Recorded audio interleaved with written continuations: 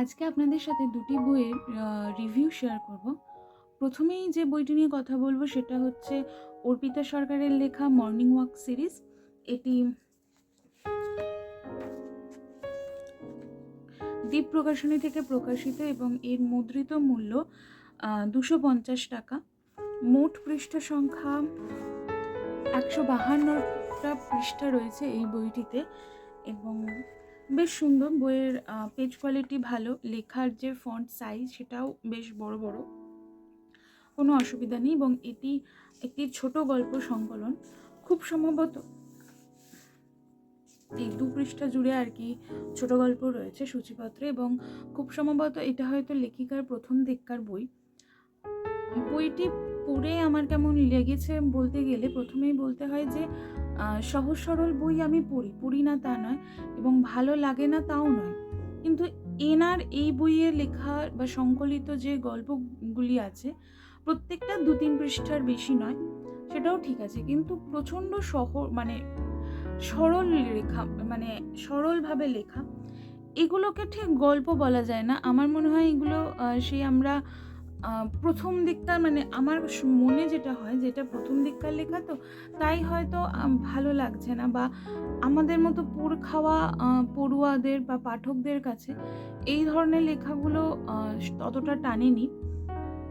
আমি বলছি না যে বইটা খুব খারাপ বা ওনার লেখাগুলো খারাপ, বাট এই ধরনের লেখা আমার মতো যারা অনেক দিন ধরে বই পড়ছেন, অনেক গল্প পড়েছেন, তাদের কাছে ভীষণ জোলো টাইপের লাগবে আর কি। আমি এই বইটা সবাইকে কিনতে বারণ করব, কারণ আমার মতে এই বইটা কেনা, যদি আপনি একজন সত্যি একনিষ্ঠ পাঠক বা পাঠিকা হন, তাহলে আমার মনে হয় কিনে পড়ার দরকার নেই।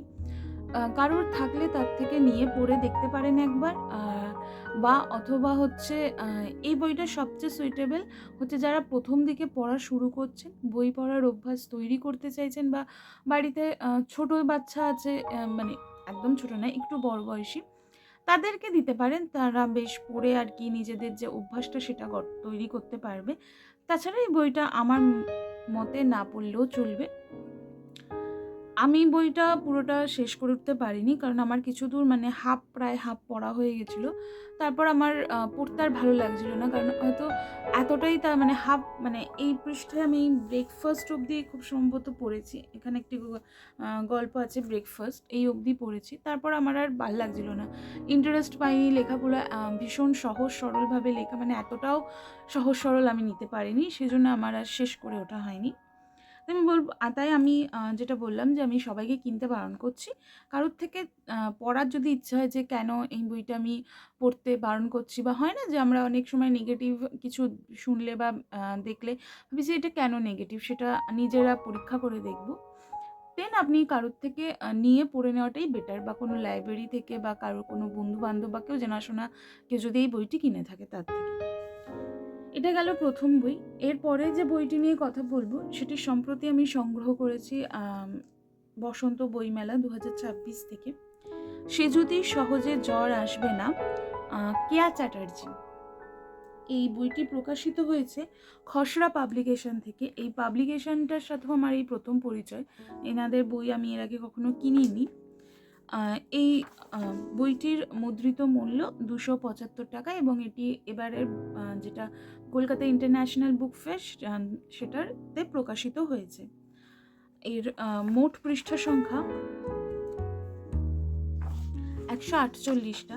এবার আসি পেজ কোয়ালিটি। পেজ কোয়ালিটি বেশ সুন্দর, খুব ভালো পেজ কোয়ালিটি, এবং বইটার যে ফন্টটা ঠিকঠাক, একটু ছোট, যেটা আমি বললাম যে মর্নিং ওয়াক সিরিজের আগের বইটাতে ফন্টটা বেশ সুন্দর, বড় বড়, দূর থেকে পড়া যায়। এটাও পড়া যায় না আমি বলছি না, কিন্তু একটু তার থেকে ছোট ফন্টের লেখা। এটি একটি উপন্যাস, পুরো বইটাই একটা গল্প, এবং গল্পটা হচ্ছে সেজুতি নামের একটি মেয়ে। এর যে মেয়েটি তথাকথিত আমাদের সমাজের যে সুন্দরী বা সৌন্দর্যের মাপকাঠি, সেই মাপকাঠি সে ছুঁতে পারেনি বা পেরোতে পারেনি বলা ভালো। কালো, মোটা, আনস্মার্ট একটি মেয়ে, যে এখনকার স্মার্ট দুনিয়ার মধ্যেও চুড়িদার পরতে ভালোবাসে। তার কাছে সে একটু ব্যাকডেটেড বাড়িতে বা ব্যাকডেটেড ভাবনা চিন্তার বাড়িতে বড় হয়েছে, যেখানে তার থেকে বেশি তার ভাইকে গুরুত্ব দেওয়া হয়েছে। তার ভাই, তার বাবা মা, 4 জনের সংসার। সে যদি জাস্ট মাস্টার্স কমপ্লিট করে একটি নিজস্ব বুটিক খুলেছে। এই মধ্যবিত্ত ধ্যান ধারণা বা প্রাচীনপন্থী ধ্যান ধারণা বলা ভালো, আজকালকার যুগে এমন অনেক মানুষ আছে যারা মনে করেন যে মেয়েরা চাকরি করছে এটা অবধি মেনে নেওয়া যায়, মানে ওনারা মেনে নিতে পারেন যে হ্যাঁ ঠিক আছে মেয়ে চাকরি করছে, কিন্তু মেয়ে ব্যবসা করছে সেটা শুনলেই আর কি, যে মেয়েরা আবার ব্যবসা করে এরকম একটা আকাশ থেকে পড়ে। এবং সে যদি বাড়ির লোক অর্থাৎ ওর মা ভীষণভাবে চায় যে মেয়ে একটা চাকরি করুক, ঠিক আছে তবুও জিনিসটা হবে, ব্যবসা নইব চ, তাও সে যদি ব্যবসাটা করছে এবং স্ট্রাগল করছে যে নিজের যে বুটিকটা আছে সেটাকে একটা ভালো মাত্রায় পৌঁছানোর জন্য খুব ভালো আঁকে, ডিজাইন করে, তাই সে নিজের বুটিকে নিজেই কাজ করে, নিজেই আঁকে, ডিজাইন করে। এভাবে সে নিজের ব্যবসাটাকে একটা ভালো জায়গায় দাঁড় করানোর চেষ্টা করছে। সে যদি যেমন একদিকে চেষ্টা করছে নিজের পায়ে দাঁড়াতে, ফিনান্সিয়ালি ইন্ডিপেন্ডেন্ট হতে, তেমনি অন্যদিকে তার মায়ের প্রবল চিন্তা বা প্রবল চেষ্টা হচ্ছে মেয়েকে বিয়ে দিয়ে দেওয়া। কারণ তার মায়ের মনে হয় যে একটি মেয়ের প্রধান এবং অন্যতম কাজ হচ্ছে সংসার করা, বিয়ে করা, সংসার করা, বাচ্চা মানুষ করা, এগুলো। তো ওনার মেয়ে যেহেতু বললাম যে তথাকথিত সৌন্দর্যের মাপকাঠিতে উতরাতে পারেনি বলা ভালো, সেই জন্য উনি বিভিন্ন ঘটকের দ্বারস্থ হন এবং পাত্রপক্ষরা আসে, দেখে, একে তো দেখতে সুন্দরী নয়, তার ওপরে ওর আবার ব্যবসা আছে। তো এই সমস্ত কিছু শুনে কেউ আর ওকে ফাইনালাইজ করে না, কেউ ওকে আর কি পছন্দ করে না। তো এর মধ্যে ওর বাড়ির লোকের ব্যবহার এসব নিয়ে ভীষণ ডিপ্রেসড হয়ে থাকে। তখন একটি ওই লিফলেট আর কি, যেটা ওই মেট্রো স্টেশনে দিচ্ছিল, সেই মেট্রো স্টেশনে একটি লিফলেটে দেখে যে একটি রোগা হবার বা ওজন ঝরাবার সেন্টার। ওর মনে হয় যে একবার গিয়ে দেখাই যাক কি হয়। তো সেখানে যায় এবং ওখানে তার পরিচয় হয় আর কি অম্বরীশের সাথে। এই অম্বরীশ ওর জীবনে ভীষণ পজিটিভিটি নিয়ে আসে। কিভাবে নিয়ে আসে, কেন নিয়ে আসে, এবং রায়ের জীবনে আরও একজন ভেরি পজিটিভ পার্সন ছিল, সেটা হচ্ছে রাই না, সেজুতির জীবনে ভেরি পজিটিভ আর একজন পার্সন ছিল, সেটা হচ্ছে রাই। এই রাই যে তথাকথিত ভীষণ সুন্দরী, স্মার্ট, চাকরি করে, কাট কথা বলে, উত্তর দেয়, মুফট যাকে আমরা বলি, এরম সেচুতির একদম বিপরীত একটি মানুষ হচ্ছে এই রায়। অথচ দুজনের বন্ধুত্ব এবং নিঃস্বার্থ বন্ধুত্ব, কোনো স্বার্থ ছাড়া এই সুন্দর বন্ধুত্ব গড়ে উঠেছে। তো এই রায় একমাত্র সেচুতি অবস্থাটা বোঝে এবং তাকে চেষ্টা করে পজিটিভিটি তাকে দেওয়ার, তাকে উৎসাহ দেওয়ার, এবং এই সমস্ত কিছু যেগুলো ওর চোখে অন্যায় সেগুলোকে প্রতিবাদ করা। এই দুই বন্ধুত্ব, একে অপরের প্রতি নিঃস্বার্থভাবে ভালোবাসা বা সেটাকে সাপোর্ট করা, একে অপরের দুঃখের সময়গুলো পাশে দাঁড়ানো। এবং যখন সেজুতির জীবনে অম্বরীশ আসে একজন স্লিমিং সেন্টারে, একটি স্লিমিং সেন্টারে যেখানে সেজুতি গেছে, সেই যোগদান করেছে, সেখানে সে মোটিভেশনাল স্পিচ দেয়। তো এই মানুষটির সাথে কী করে সেজুতির কীরকম একটা ভালো সম্পর্ক হয়ে উঠলো এবং একটা পজিটিভ সম্পর্ক, মানে এই নিয়ে আর কি এই পুরো উপন্যাসটা আমার খুব পড়তে ভালো লেগেছে।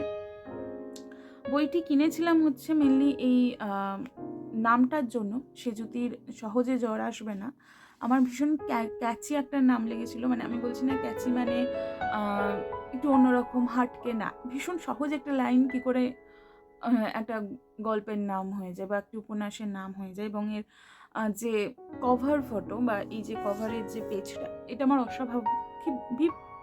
অস্বাভাবিকভাবে খুব ভালো লেগেছে। পরে বুঝেছি এটার কি জন্য আঁকা হয়েছে বা কিছু, যেটা আমি উপন্যাসটা শেষ করে বুঝেছি। কিন্তু ভীষণ আই ক্যাচিং, ভীষণ কালারফুল, আমার বেশ ভালো লেগেছে জিনিসটা। এবার আসি লেখিকার কথায়। কেয়া চ্যাটার্জি লেখা আমি এর আগে কোনোদিনও পড়িনি, বা হয় না অনেক বই আমরা লেখিকার কারণেও বা লেখক লেখিকার কারণেও কিনে থাকি, না আমি বইটি কিনেছিলাম হচ্ছে এই লাইন এবং ফ্রন্ট কভারটা দেখে। বাট যখন পড়ি, ১ম এ মনে হয়েছিল যে কি হবে না হবে এরকম একটা মানে কি বলবো আরকি, এনার লেখা আমি এর আগে পড়িনি বা কারোর কাছে শুনিও নিইনি কিরকম লেখেন। তাও আমি এই বইটি নিয়েছিলাম এবং পড়েছি। পড়ে আমি বলব যে না, আমার টাইম বা পয়সা যাই বলুন না কেন কোনোটাই ওয়েস্ট হয়নি। বেশ সুন্দর লেখা, একটা সহজ সরল ভাষায় অনেক মানুষের রোজনামচা লিখে নেওয়া। এবং এই উপন্যাসটা পড়তে, পড়তে আমি উপলব্ধি করি যে শুধু মানে অনেক মানুষ আছে যারা হচ্ছে স্রোতের বিপরীতে গিয়ে নিজের পায়ে দাঁড়ানোর চেষ্টা করে। তারা কতটা কষ্ট করে বা মানে সেটা ব্যালেন্স করার ক্ষেত্রেও যে কতটা সমস্যার সম্মুখীন হতে হয়, সে সমস্ত কিছু বুঝতে পারি এই উপন্যাসটা থেকে। আমার তো বেশ ভালো লেগেছে বা হ্যাঁ, বেশ ভালো লেগেছে। আমি সবাইকেই রেকমেন্ড করব যে এই বইটি আপনারা পড়ে দেখতে পারেন। এই লেখিকার লেখা পড়ে দেখতে পারেন যদি কেউ না দেখে মানে পড়ে থাকেন। এবং আমি জানি না উনি আর কি বই লিখেছেন। যদি আপনারা জেনে থাকেন প্লিজ আমাকে রেকমেন্ড করুন। আমি সেই বইগুলোও পড়ে দেখতে চাই।